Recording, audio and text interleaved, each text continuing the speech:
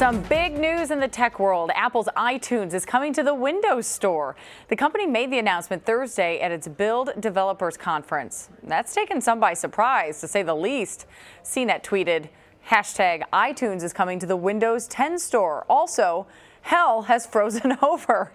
That's one way to put it. CNET senior editor and host of CNET's The Apple Bite, Brian Tong, is in Burbank. Thanks so much for being with us.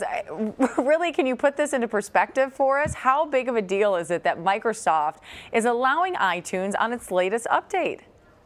Well, I can tell you from my undisclosed corporate offices here in Burbank that what had happened is, this is years ago when the iPod first came out.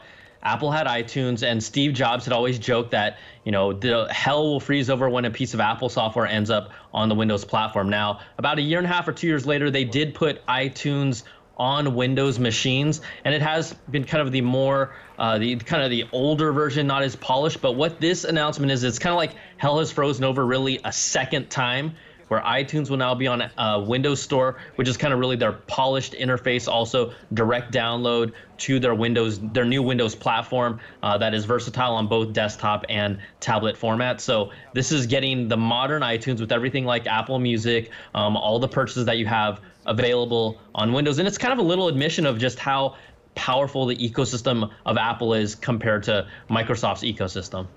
What other big announcements did Microsoft make today? Because this wasn't the only one. Well, they talked a lot about, kind of some of the future technologies within Windows moving forward.